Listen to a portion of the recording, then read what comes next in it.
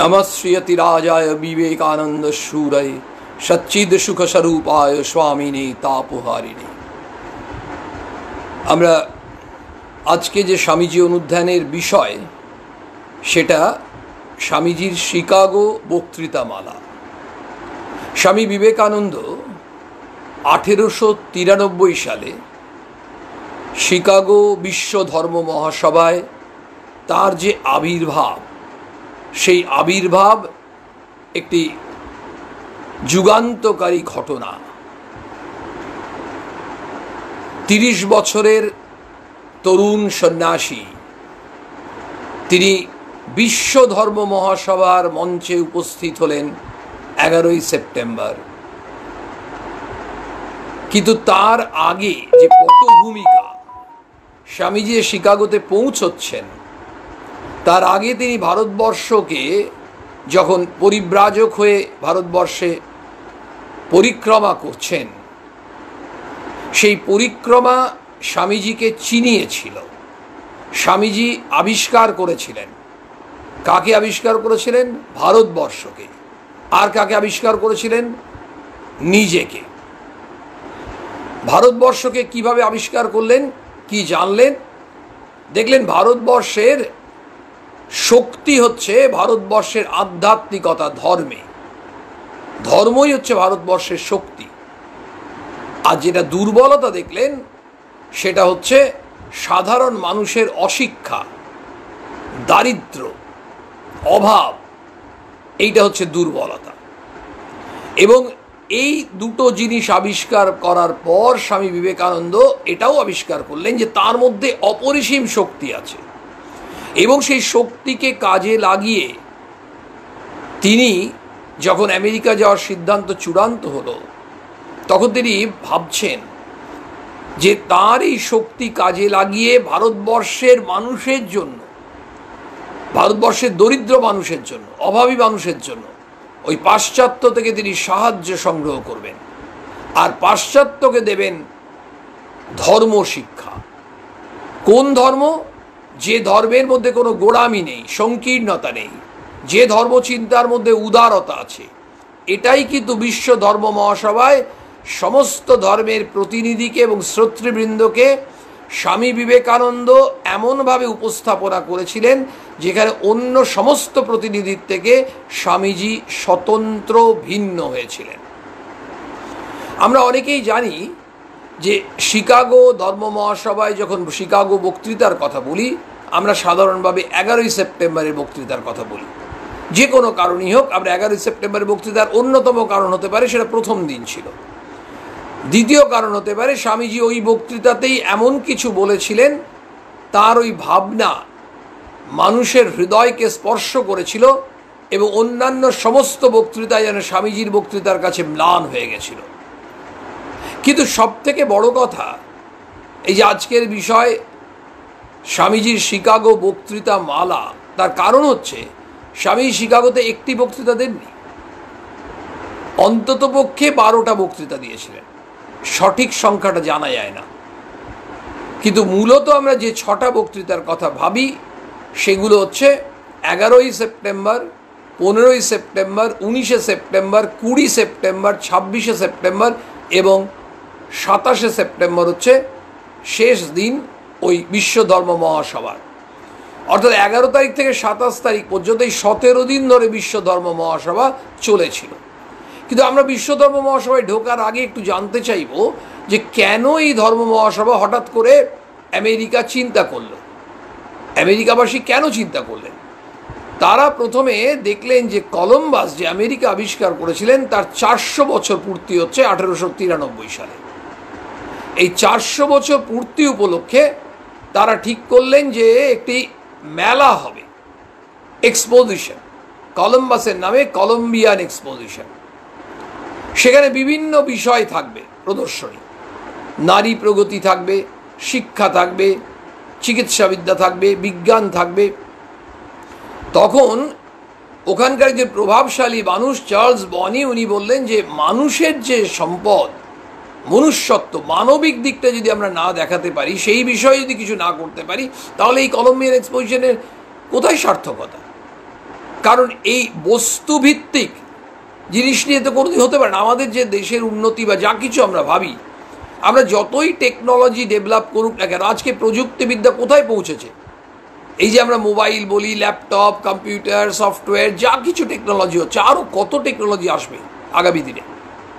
একেবারে এই বিরাট প্রগতি হওয়া সত্ত্বেও যদি আমাদের মানুষের মধ্যে সেই মনুষ্যত্ব বিকশিত না হয়, তাহলে এই টেকনোলজি বিকশিত হয়ে কিচ্ছু হবে না।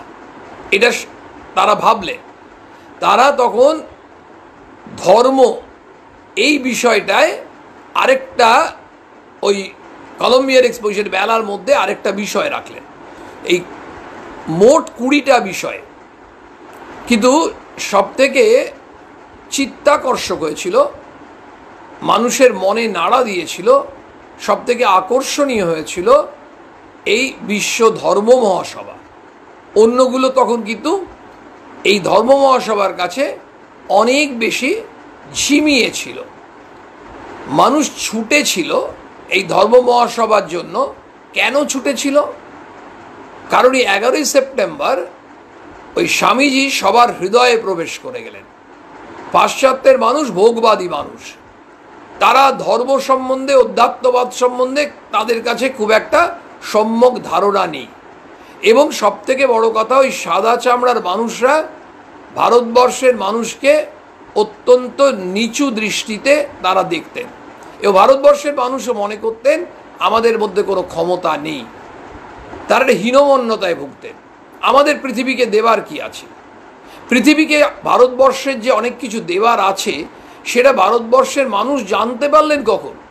যখন স্বামী বিবেকানন্দ ওই 11ই সেপ্টেম্বর শিকাগোতে একেবারে তোলপাড় করে দিলেন, মানুষের হৃদয়কে নাড়িয়ে দিলেন, স্পন্দিত করলেন। তারপরে যখন এই খবর ভারতবর্ষে পৌঁছয়, আস্তে আস্তে ভারতবর্ষের মানুষ বুঝতে পারে তাহলে আমাদেরও তো অনেক কিছু করার আছে, আমাদেরও তো জগৎকে অনেক কিছু দেওয়ার আছে। হ্যাঁ, আছে।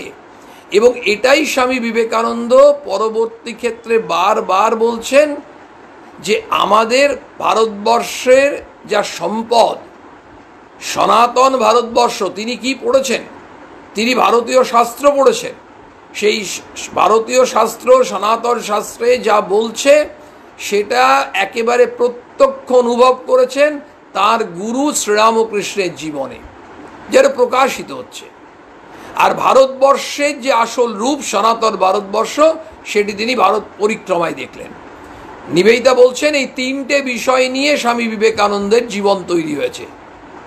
শাস্ত্র মানে ভারতীয় শাস্ত্র, গুরু মানে শ্রীরামকৃষ্ণ, এবং মাতৃভূমি মানে ভারতবর্ষ। মাতৃভূমিকে তিনি কেমন ভালোবাসতেন তার একটা ছোট্ট নমুনা বলি। 11ই সেপ্টেম্বর তিনি যেদিন বক্তৃতা দিলেন, তার আগে স্বামীজিকে আমেরিকাবাসী কিভাবে চোখে দেখেছে, কোন চোখে দেখেছে? স্বামীজির তো কোনো গুরুত্বই নেই, তার কোনো পরিচয় নেই সেই অর্থে। কিন্তু 11ই সেপ্টেম্বরের ওই বক্তৃতা, সেইটা হয়ে যাওয়ার পর যখন ওই আমেরিকাবাসী কাছে বিবেকানন্দ হয়ে গেলেন রাজা, বিবেকানন্দ হয়ে গেলেন সাইক্লোনিক মঙ্ক, সেই সন্ন্যাসীর তখন সেদিন রাত্রেবেলায় তাকে একটা অসাধারণ থাকার ব্যবস্থা, তার নরম বিছানা, সমস্ত কিছু, সেই নরম বিছানা তাকে কাঁটার মতো বিঁধছে। স্বামীজি মেঝে নেমে, খাটে শুতে পারলেন না, ওই মেঝে নেমে একেবারে অঝরে কাঁদছেন, মায়ের কাছে, মা জগৎজননীর কাছে প্রার্থনা করছেন, বলছেন আমাকে দিশা দেখাও, আমাকে শক্তি দাও, আমি যাতে আমার দেশের সন্তানদের সেবা করতে পারি। ভারতবর্ষের লক্ষ লক্ষ মানুষ দুমুঠো অন্ন পায় না, এবং তার জন্য তারা মারা যাচ্ছে দুমুঠো অন্ন না পেয়ে। আর এখানে আমেরিকায় কি দেখছেন তিনি? লক্ষ লক্ষ টাকা অপচয় করছে মানুষ স্বাচ্ছন্দ্যে, নিজের আনন্দের জন্য, বিলাসের জন্য লক্ষ লক্ষ টাকা খরচা করছে। দুটোর মধ্যে কন্ট্রাস্ট কি? ওখানে লক্ষ লক্ষ মানুষ খেতে না পেয়ে মারা যাচ্ছে, আর এখানে লক্ষ লক্ষ টাকা মানুষ অপচয় করছে। স্বামীজি বলছেন আমি যাতে সেবা করতে পারি তাদের, মাতৃভূমিকে তিনি এমন ভালোবাসতেন, ভারতবর্ষকে স্বামীজি শুধু ভারতবর্ষকে নয়, এটাও আমরা ভুল বলবো, স্বামীজি সারা বিশ্বের মানুষ স্বামীজির আপনজন। এবং সারা বিশ্বের মানুষ আপনজন কী করে আমরা প্রমাণ করব বা বুঝতে পারবো, উপলব্ধি করব? এটা তো কোনো গাণিতিক প্রমাণ নয়। চলে আসুন 11ই সেপ্টেম্বর 1893। তিনি যখন বক্তৃতা দিতে উঠেছিলেন, প্রথম অধিবেশনে বক্তৃতা দেননি আমরা জানি, দ্বিতীয় অধিবেশনে তিনি পঞ্চম বক্তা ছিলেন। স্বামী বিবেকানন্দ যখন বক্তৃতা দিতে উঠলেন তখন তিনি সম্বোধন করেছিলেন সর্বজনবিদিত sisters and brothers of America, আমেরিকার ভগিনী এবং ভ্রাতৃবৃন্দ।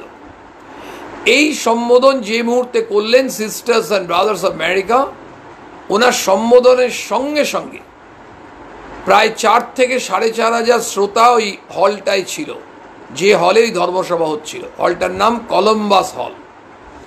তারা একেবারে দাঁড়িয়ে উঠে হাততালি দিতে শুরু করেছে ওই সমগ্র শ্রোতৃবৃন্দ। এমন হাততালি 2 মিনিট ধরে চলেছে, স্বামীজি নিজে বলছেন আমার যেন কানে তালা পড়ছে। কেন কেন তারা ওই স্বতঃস্ফূর্তভাবে ওই হাততালি দিলেন, করতালি দিলেন? স্বামী বিবেকানন্দ তাদেরকে যে সম্বোধন করেছিলেন ওটা কোনো পোশাকি সম্বোধন নয়। পোশাকি সম্বোধন না হওয়ার কারণে স্বামীজির সম্বোধনের মধ্যে গভীর ভালোবাসা ছিল। তার মধ্যে ওই আপন করে নেওয়ার মনোভাব থেকে তিনি তার হৃদয়ের অন্তঃস্থল থেকে ওই আমেরিকাবাসীকে তিনি আপন করে নিচ্ছেন, কারণ তিনি ভারতবর্ষের বলে নিজেকে মনে করছেন না, তিনি সমগ্র বিশ্বের। এবং বিশ্বের মানুষকে আপন করে নেওয়ার জন্য যে গভীর ভালোবাসা তার অন্তঃস্থল থেকে উজাড় হয়েছিল এবং তাদের অন্তরাত্মা জাগ্রত হয়েছিল শ্রোতৃবৃন্দের, তার ফলে তারা স্বতঃস্ফূর্তভাবে করতালি দিয়েছিলেন। আমরা অনেকেই হয়তো ভাবতে পারি ওটা একটা স্পেশাল সম্বোধন ছিল সেই জন্য হাততালি। নট দ্যাট, তার আগে যে সম্বোধনগুলো হয়েছিল সেখানেও হাততালি দিয়েছে শ্রোতৃবৃন্দ। শ্রোতৃবৃন্দ গোমড়া মুখে বসেছিল না, তারা উচ্ছ্বাস প্রকাশ করেছে। কিন্তু এই বিশেষ উচ্ছ্বাস প্রকাশ করার মধ্যে যেটা হয়েছে, কথা বলে, যেমন সিগন্যাল কথা বলে, গাড়ি যেতে যেতে সিগন্যাল দেখে আমরা বুঝতে পারি, ঠিক একইভাবে এখানে যেন একটা সংকেত, এই ভালোবাসার একেবারে সংকেত তাদের কাছে পৌঁছলো। কাদের কাছে? শ্রোতার কাছে। শ্রোতা সেই ভালোবাসার স্পর্শ অনুভব করলো, করে তাদের ওই স্বতঃস্ফূর্ত যে করতালি দেওয়ার জন্য যে উচ্ছ্বাস, সেটা দেখা গেল। তারপর স্বামীজি বক্তৃতা দিলেন। কতক্ষণের বক্তৃতা? 5 মিনিটেরও কম, ওই 4.5 মিনিট মতো। কিন্তু এই বক্তৃতার বৈশিষ্ট্য আছে। প্রথম বৈশিষ্ট্য, তিনি এই বক্তৃতা একেবারে ওই তাৎক্ষণিকভাবে দিয়েছেন। তার বক্তৃতার কোনো প্রাক প্রস্তুতি ছিল না। অন্য প্রতিনিধিরা প্রস্তুত হয়ে এসেছিলেন। এখানে প্রশ্ন জাগে। বক্তৃতার দ্বিতীয় বৈশিষ্ট্যের আগে আমরা এই প্রশ্নটা করি, স্বামীজি কেন প্রস্তুত হয়ে আসেননি? যখন তিনি প্রতিনিধি হয়ে এসছেন, তিনি এই প্রস্তুতিটি নেননি কেন? স্বামীজি কি নিজে জানতেন যে আমি একেবারে তাৎক্ষণিক বলতে পারবো এই জায়গা থেকে, না অন্য কোনো অসুবিধা থেকে, যেখানে অন্যরা নিয়েছেন? স্বামী বিবেকানন্দ তো 19 তারিখের বক্তৃতাতে প্রস্তুতি নিয়েছিলেন, তাহলে 11 তারিখে নিলেন না কেন? কারণ 11 তারিখ যে উনি জয়েন করতে পারবেন, ওই অধিবেশনে যোগদান করতে পারবেন, সেটা তো 10 তারিখ বিকেলবেলা জানতে পারলেন। মানে কয়েক ঘন্টা আগে তিনি কনফার্মেশন পাচ্ছেন যে তিনি ওখানে একজন প্রতিনিধি হচ্ছেন। আমরা বিস্মিত হচ্ছি, এটা আবার কি করে সম্ভব? ভারতবর্ষ থেকে তিনি গেলেন, এত কষ্ট করে আমেরিকায় পৌঁছলেন। আজকের মতো আমেরিকা যাওয়া নয়, তো সেই জাহাজে করে যাওয়া প্রায় 2 মাস সময় লেগেছিল। তো এত কষ্ট করে যিনি যাচ্ছেন, তাহলে তিনি তো প্রস্তুতি নিয়ে যাবেন। আমরা সেই পটভূমিকা একবার স্মরণ করে নিই। ভারতবর্ষ থেকে তিনি রওনা হয়েছিলেন 31শে মে পেনিনসুলার জাহাজে করে, পৌঁছেছিলেন 30শে জুলাই শিকাগোতে। তার মানে 2 মাস। গিয়ে পৌঁছে ধর্ম মহাসভা ওখানে যোগাযোগ করলেন অফিসে। গিয়ে তিনি দুটো বেদনাদায়ক খবর পেলেন। একটা হচ্ছে ওখানে নাম নথিভুক্ত করার শেষ তারিখ পেরিয়ে গেছে, প্রথম। দ্বিতীয় বেদনাদায়ক খবর যে নাম নথিভুক্ত করার জন্য যে শেষ তারিখ নাও পেরোতো, পরিচয়পত্র লাগবে। স্বামী বিবেকানন্দের কাছে কোনো পরিচয়পত্র ছিল না। এই দুটো যন্ত্রণাদায়ক খবর পাওয়ার পর স্বামীজি হতাশ হলেন না। জানেন তিনি ঈশ্বর নির্ভর, ঈশ্বর যখন পাঠিয়েছেন তাকে, তিনি পথ দেখাবেন। ভগবানের ওপর যিনি সত্যিকারের নির্ভর করে থাকতে পারেন, তার মনের মধ্যে কোনো ঝড় কোনো রেখাপাত করতে পারে না, অবিচল থাকতে পারেন। স্বামী বিবেকানন্দ এমন এক মহামানব ছিলেন, তিনি অবিচল। তিনি কোনো রকমে যেটুকু সামান্য পয়সা ছিল, দিন 12 শিকাগোতে থাকার পর বস্টনে গেলেন। বস্টনে ট্রেনে মিস ক্যাথরিন স্যানবর্নের সঙ্গে পরিচয়। তিনি তাকে তার খামার, মানে ফার্ম হাউস, যেটা খামার বাড়ি, সেখানে তিনি থাকার ব্যবস্থা করলেন। করার পরে কি হলো, ওইখানেই হার্ভার্ড ইউনিভার্সিটির বিখ্যাত অধ্যাপক, গ্রিক ভাষার অধ্যাপক জন রাইটের সঙ্গে তার পরিচয়। জন রাইট স্বামীজির পাণ্ডিত্য দেখে বিস্মিত হয়ে গেলেন। স্বামীজিকে জিজ্ঞেস করলেন, আপনার কি বিরাট পাণ্ডিত্য, তো আমেরিকায় তো একটা বিরাট ধর্ম মহাসভা হচ্ছে, আপনি ওখানে যোগদান করছেন তো? স্বামীজি বলছেন, যোগদান করব ভেবেছিলাম, কিন্তু করতে পারবো না। বলছি কেন? বলছে আমার কোনো পরিচয়পত্র নেই। তখন অধ্যাপক বলছেন, সূর্যকে জিজ্ঞেস করা হয় যে তোমার কিরণ দেওয়ার অধিকার কি আছে, আর আপনাকে যদি পরিচয়পত্র চাওয়া হয়, দুটো ব্যাপার একই। কি তুলনা করলেন! সূর্যকে যদি জিজ্ঞেস করা হয় যে তোমার কিরণ দেওয়ার কি অধিকার আছে, যেমন এই প্রশ্ন জিজ্ঞেস করা বাতুলতা, তেমনি আপনার কাছে পরিচয়পত্র চাওয়া সত্যিই নির্বুদ্ধিতার পরিচয়। সঙ্গে সঙ্গে তিনি এক চিঠি লিখে দিলেন ওই ধর্ম মহাসভার উদ্যোক্তাদের। লিখে দিলেন যে আমেরিকার যত পণ্ডিত আছেন, যত পণ্ডিত অধ্যাপক আছেন, তাদের পাণ্ডিত্য যদি একত্রিত করা যায়, তার থেকে বেশি পাণ্ডিত্য হচ্ছে এই মানুষটি। এই যে চিঠিটা নিলেন, তারপর অধ্যাপক রাইট সব ব্যবস্থা করে দিলেন, ট্রেনের টিকিট ইত্যাদি। শিকাগোতে এসে পৌঁছলেন 9ই সেপ্টেম্বর। আমরা কেন এই আলোচনাটা করলাম সামান্য, কারণ শিকাগোতে আমাদের মনের মধ্যে একটা সংশয় হচ্ছে, কেন স্বামী বিবেকানন্দ প্রস্তুত হয়ে আসেননি। মনে হতে পারে, তো এক হতে পারে তার বিরাট আত্মবিশ্বাস, ঈশ্বর নির্ভরতা, নিশ্চয়ই সেটা তো আছেই, কিন্তু তা সত্ত্বেও স্বামীজি কখনো বোকামো করবেন না। যেটায় প্রয়োজন সেটা তিনি করবেন, এটুকু স্বামী বিবেকানন্দ সম্বন্ধে আমরা জানি। সেই আমাদের পটভূমিকাটা জানলে বুঝতে পারবো স্বামী বিবেকানন্দ কেন প্রস্তুত হননি। 11ই সেপ্টেম্বর বলছি, তাই তো? 9ই সেপ্টেম্বর মানে আগের দিন এখানে এসে পৌঁছচ্ছেন স্বামী শিকাগোতে। এসে তিনি দেখলেন যে অধ্যাপক রাইট যে ঠিকানাটা লিখে দিয়েছিলেন, সেই ঠিকানা লেখা কাগজটা হারিয়ে ফেলেছেন। তখন তিনি সেদিন একে ওকে জিজ্ঞেস করে পেলেন না। রাত্রেবেলাটা মালগাড়ির কামরায় ক্ষুধার্ত অবস্থায় রাত কাটালেন। 10 তারিখ সকালবেলা এত খিদে পেয়েছে, ভিক্ষা করতে গেলেন। আমেরিকাতে ভিক্ষা করতে গেলে দরজা বন্ধ করে দিচ্ছে, বেশি করতে গেলে জেলে পাঠিয়ে দেবে। সেই সময় তিনি একটি চার্চের সিঁড়ির নিচে বললেন যে ভগবান আমাকে পাঠিয়েছেন, ভগবানকে প্রার্থনা করছেন, বলছেন আমার যা চেষ্টা করার আমি করলাম, আর আমি পাচ্ছি না। তিনি মানে সেই এবার যা করার তুমি করো, মানে একেবারে যেন ভগবানের কাছে জানিয়ে দিচ্ছেন আমি চেষ্টা করলাম। স্বামীজি বলছেন না, পুরুষকার আর দৈব, এই পুরুষকার তো দেখাচ্ছেন। এবং সব থেকে ইন্টারেস্টিং, স্বামীজি কিন্তু শিকাগোর আগে ছোট ছোট বক্তৃতা দিয়েছেন, বস্টনেও বক্তৃতা দিয়েছেন, এবং যেখানেই বলছেন সেখানেই মানুষ মুগ্ধ, মন্ত্রমুগ্ধের মতো শুনছে। কিন্তু ওগুলো ছোট ছোট বক্তৃতা বা ওই বিরাট অধিবেশন তো নয়, এটা তো ওয়ার্ল্ড পার্লামেন্ট অফ রিলিজিয়স। বিশ্বের বিভিন্ন ধর্মের প্রতিনিধি এসেছেন, ইহুদি ধর্ম, হিন্দু ধর্ম, বৌদ্ধ ধর্ম, এই বিভিন্ন ধর্মের প্রতিনিধিরা এসে পৌঁছেছেন এবং তাবর তাবর পণ্ডিত মানুষরা, জ্ঞানী গুণী মানুষরা, বিদগ্ধ মানুষরা শ্রোতার আসনে বসে আছেন। এটা ভাবলে হবে না, কিন্তু এরা প্রত্যেকে অত্যন্ত বিদগ্ধ মানুষ, তারা সব বুঝতে পারবেন। তো সেখানে 10ই সেপ্টেম্বর তিনি চার্চের সিঁড়ির নিচে যখন বসে গেলেন, হয়তো কয়েক সেকেন্ড পরে কি 1 মিনিটের মধ্যেই উল্টো দিকের বাড়ি থেকে রাজরানীর মতো দেখতে তিনি বেরিয়ে এলেন।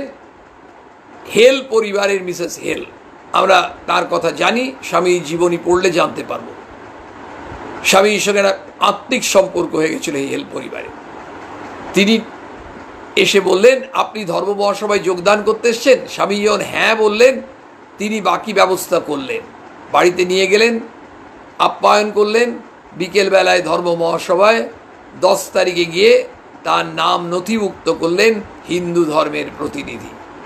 তাহলে 10 তারিখ পর্যন্ত এত ঝড় যাওয়ার পর 11 তারিখ সকালে যখন অধিবেশন শুরু হবে 10টার সময়, তার আগে স্বামীজি প্রস্তুতি নেবেন কি করে?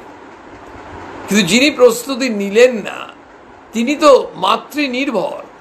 মা সরস্বতীকে প্রার্থনা করে তিনি যখন বলতে উঠলেন, ওই 4.5 মিনিটের তাৎক্ষণিক বক্তৃতায় ওই বিশেষ সম্বোধন, একেবারে আপন করে নেওয়ার সম্বোধন, আপন করে নেওয়ার জন্য কোনো মেকি সম্বোধন নয়, স্বামীজির হৃদয় উজাড় করে ভালোবাসা আমেরিকাবাসীকে দিচ্ছেন, ভালোবেসে তাদেরকে আপন করে নিচ্ছেন বলেই স্বামীজির শিক্ষা হচ্ছে মানুষকে ভালোবাসো, ভালোবাসো, ভালোবাসো।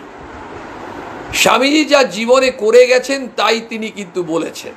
তার বক্তৃতায় একটা জিনিসও আমরা কোথাও পাই না, আমরা যতটুকু পড়েছি, স্বামীজি যা জীবনে আচরণ করেছেন সেটাই তিনি বলছেন।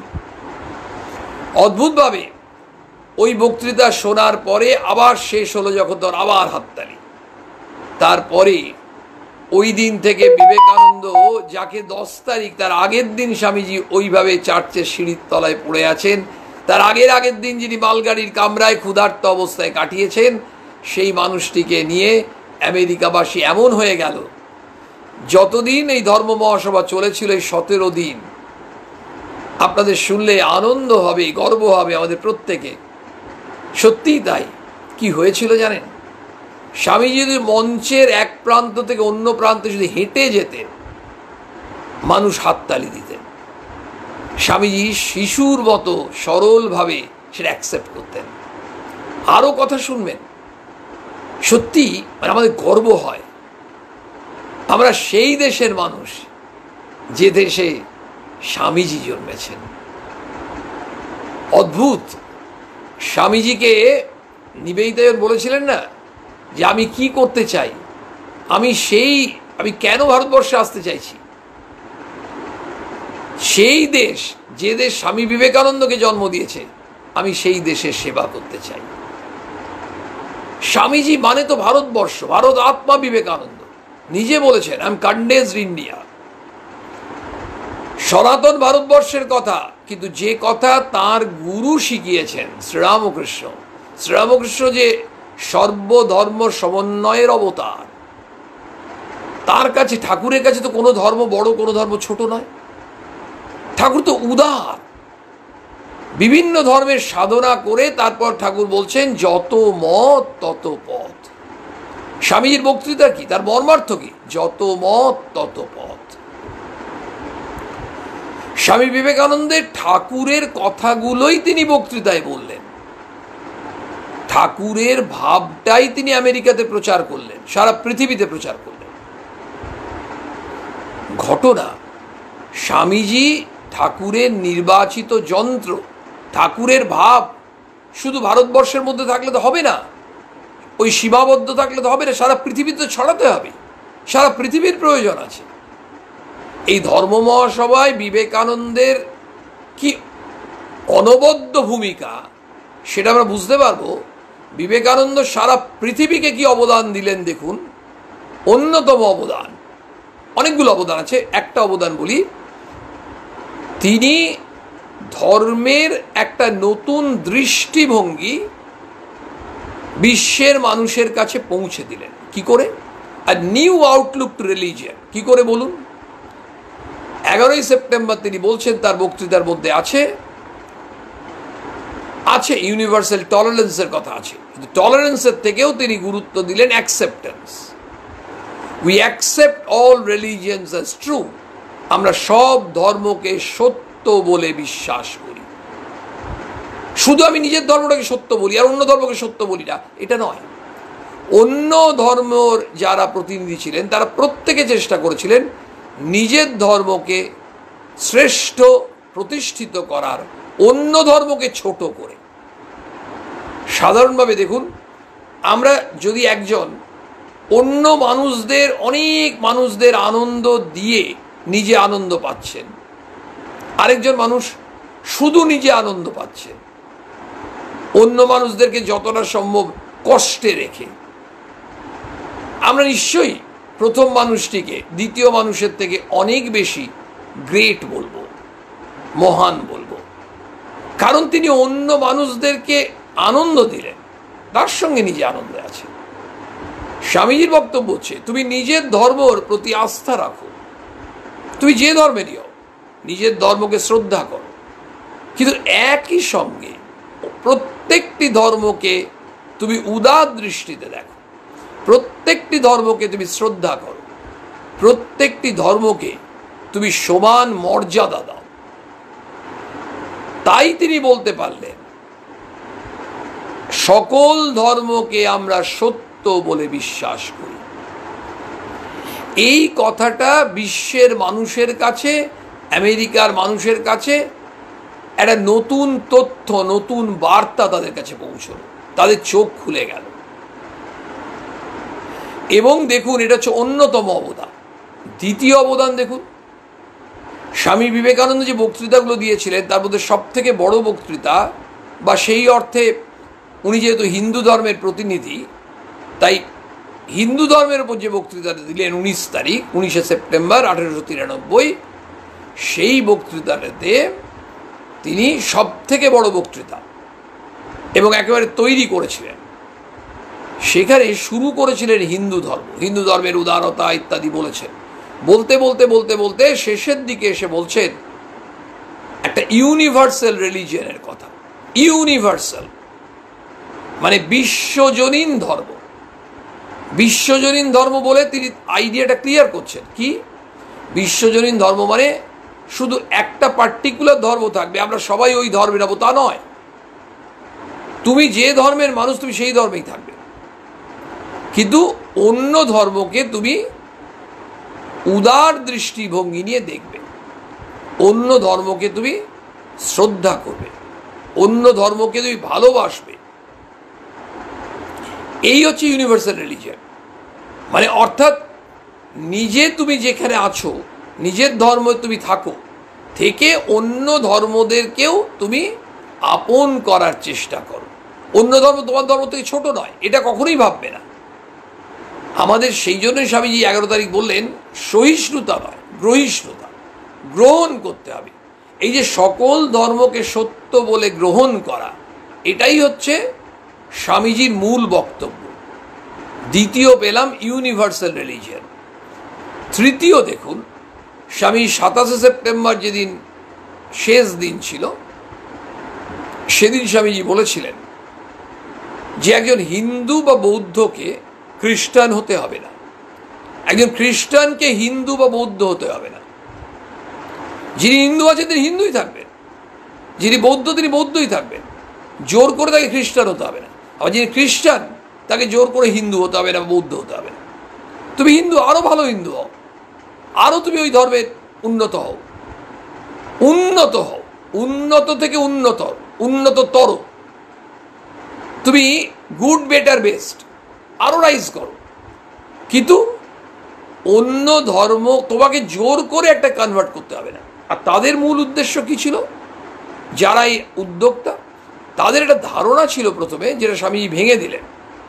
তাদের ধারণা ছিল যে আমরা তো খ্রিস্টান ধর্ম শ্রেষ্ঠ হবে, অন্য সমস্ত ধর্ম আছে এসেছে, তারা সব একেবারে মানে আমরা তাদেরকে কনভার্ট করে নেব, মানে আমরা তাহলে আমাদের মিশনারি পাঠাতে হবে না, এই ভারতবর্ষে তখন মিশনারি পাঠাতে। তারপর তারাই স্বীকার করলেন আমরা কোন দেশে মিশনারি পাঠাই, যে দেশে স্বামী বিবেকানন্দের দেশ, সেখানে তো মিশনারি পাঠাবার দরকারই নেই।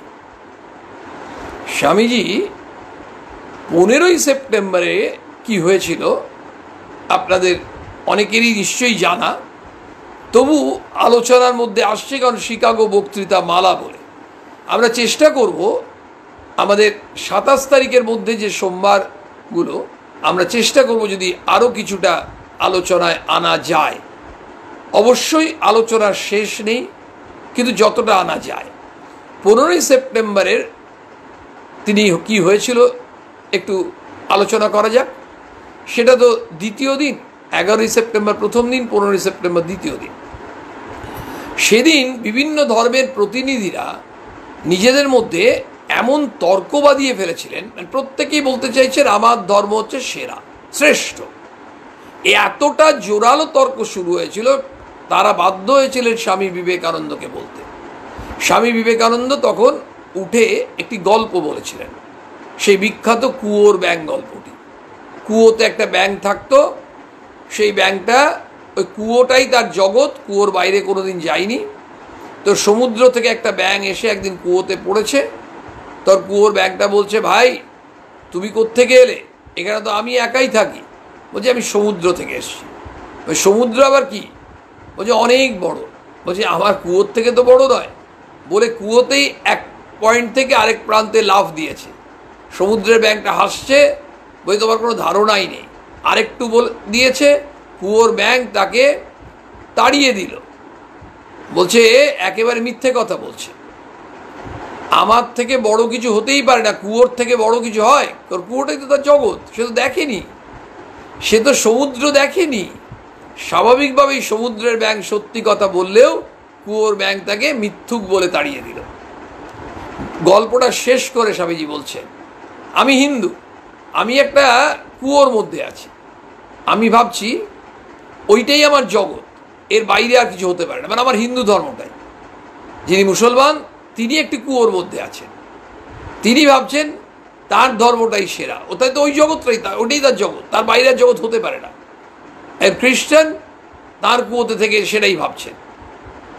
নিয়ে বলে স্বামীজি বলছেন, এই যে আমেরিকাবাসী আপনারা যে সুযোগ করে দিয়েছেন, এই ধর্ম মহাসভার যে ব্যবস্থা করেছেন, আয়োজন করেছেন, সত্যকারে বলতে গেলে আমাদের যে পারস্পরিক যে বেড়া হয়ে গেছে, ব্যারিয়ার হয়ে গেছে, সেটা ভেঙে দেওয়ার চেষ্টা করছেন আপনারা। আপনাদেরকে সাধুবাদ জানাই। ভগবান কৃপা করুন, করুণা করুন, যেন আপনাদের এই প্রচেষ্টা সার্থক হয়। অর্থাৎ তিনি বলতে চাইলেন জগৎটা এইটুকু নয়। তিনি যখন তার গুরু ভাইকে বলেছিলেন, যখন তারা প্রথমে ভুল বুঝেছিলেন, বলছেন ঠাকুরের ভাবটা কি ঠিকভাবে স্বামীজি প্রচার করছেন কিনা, বা সেইভাবে আচরণ করছেন কিনা, তখন স্বামীজি বলেছিলেন, স্বামী যোগানন্দজি মহারাজকে, তোরা ঠাকুরকে কতটুকু চিনিস? ঠাকুর অনন্ত ভাবময়, তাকে তোরা এই সংকীর্ণভাবে এই ছোট্ট গণ্ডির মধ্যে বেঁধে রাখতে চাস? আমি এই গণ্ডি ভেঙে দিয়ে পৃথিবীময় ঠাকুরের ভাব ছড়িয়ে দেব। ছড়িয়ে দিলেন তো অন্যরা তো ছেড়ে দিন, স্বয়ং শ্রীরামকৃষ্ণের অন্য সন্তানরা তারা পর্যন্ত ঠিক তখন অনুভব করতে পারছেন না। স্বামীজি বলছেন তোরা তো ঠিক বুঝলি না। তো ঠাকুরের যে মূল ভাবটা সেটা কি? সর্বধর্ম সমন্বয়, পারস্পরিক ধর্মের মধ্যে একটা সৌহার্দ্যের সম্পর্ক, মৈত্রীর সম্পর্ক, প্রীতির সম্পর্ক, প্রেমের সম্পর্ক। এখানে কোনো প্রতিযোগিতা নয়, ঈর্ষা নয়, আমরা তোমার থেকে এগিয়ে আছি এই ভাবনা নয়। সব ধর্মই সত্য। কেন সব ধর্মই সত্য? কারণ সব ধর্মই একই কথা বলছে, মূল প্রতিটি ধর্মের ভাব একই লক্ষ্যের দিকে পৌঁছে। 11ই সেপ্টেম্বরের বক্তৃতাতে স্বামীজি বলেছিলেন, আসলে সেদিন কলম্বাস হলের শুরু হয় অধিবেশন 10টার সময় শুরু হয়েছিল, এবং সেদিন খুব ইন্টারেস্টিং 10টা ঘন্টা বেজেছিল। কেন? ওই প্রত্যেকটি ধর্মের জন্য একটা করে ঘন্টা, ইহুদি ধর্মের জন্য একটা ঘন্টা, হিন্দু ধর্মের জন্য একটা ঘন্টা, এমনিভাবে। তো ওই 10টা ঘন্টা বেজেছিল এবং তারপর শুরু হয়েছিল 10টার সময়। স্বামীজি তার বক্তৃতার মধ্যে বললেন, আজ যে ঘন্টার ধ্বনি হলো সেটা যেন মৃত্যু ঘন্টা হয়। কিসে? সমস্ত ধর্ম উন্মত্ততা, হিংসা, এগুলো যেন মৃত্যু ঘন্টা হয়, অর্থাৎ এখানে শেষ হয়ে যায়। এবং স্বামী বিবেকানন্দ বলছেন, আরেকটি জিনিস তিনি কন্ট্রিবিউট করলেন, এই যে কি কি জিনিস স্বামী পৃথিবীকে দিলেন, আরেকটি জিনিস তিনি বললেন যে মানুষ কিন্তু ওই পাপী নয়, অমৃতস্য পুত্রা। বললেন যে মানুষ, ঠাকুর বলছেন, নিজেকে পাপী ভেবো না।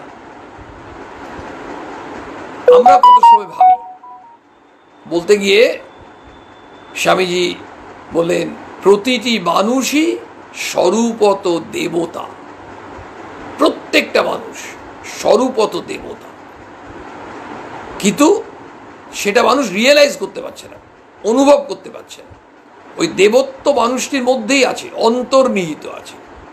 ওই দেবত্বকে বিকশিত করতে হবে। স্বামীজি বললেন, ধর্মের সংজ্ঞা দিতে গিয়ে বিভিন্নভাবে ধর্মকে তিনি ব্যাখ্যা করেছেন, বুঝিয়েছেন, আমাদের সাধারণ মানুষের জন্য অনেকভাবে বুঝিয়েছেন। এক জায়গায় বলছেন, প্রতিটি মানুষের মধ্যে যে দেবত্ব আছে তার বিকাশ সাধনই হচ্ছে ধর্ম, তার প্রকাশ সাধনই হচ্ছে ধর্ম। Religion is the manifestation of the divinity already in man. বাইরে থেকে আনতে হবে না, মানুষের মধ্যেই আছে, বিদ্যমান, আমরা বুঝতে পারি না। যিনি খুন করছেন, ছিনতাই করছেন, মানুষকে অত্যাচার করছেন, তিনি তো বুঝতে পারছেন না যে তার মধ্যেও সেই দেবতা আছে, তার মধ্যেও সেই দেবতা আছে, তিনি বুঝতে পারছেন না। আবার যিনি মহাপুরুষ, সন্ন্যাসী মানুষ, একেবারে পবিত্র পথে আছেন, তার মধ্যে ওই দেবত্ব আছে। দুজনের তফাৎ কি? এনার মধ্যে সেই প্রকাশিত হয়েছে, বিকশিত হয়েছে। কিন্তু এখানে এই বিজ্ঞানের সূত্র চলবে না, অঙ্কের সূত্র চলবে না।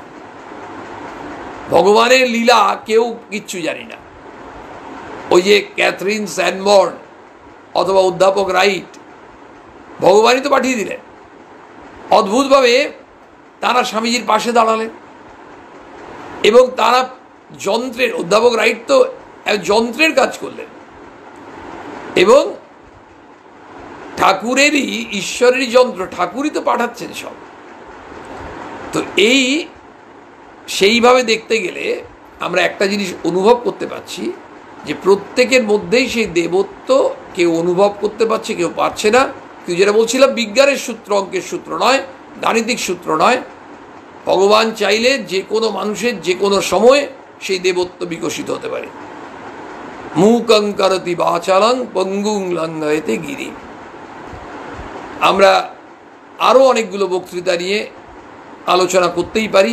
আগামী দিনে সুযোগ হলে স্বামীজির কৃপায় আমরা চেষ্টা করব অবশ্যই এই 128 বছর পেরিয়ে যাওয়ার পরও আমরা এই শিকাগো বক্তৃতামালা নিয়ে সারা পৃথিবীতে মানুষ এত আলোচনা করছে, গবেষণা করছে, চিন্তা করছে। কত বুদ্ধিজীবী মানুষ, চিন্তাশীল মানুষ কেন করছে? কারণ আজকের জগতে প্রচণ্ড প্রয়োজন। এই যে ধর্মে ধর্মে লড়াই, সংঘর্ষ, দাঙ্গা ঘুচে যাবে যদি স্বামী বিবেকানন্দের ওই শিকাগো বক্তৃতার নির্যাস সাধারণ মানুষ গ্রহণ করতে পারেন। স্বামীজির কাছে প্রার্থনা তাই যেন হয়, যা তিনি ওই ধর্ম মহাসভায় বলেছেন সেইভাবেই যেন পৃথিবী এগিয়ে যায়, শান্তি আসে। জয়তু স্বামীজি।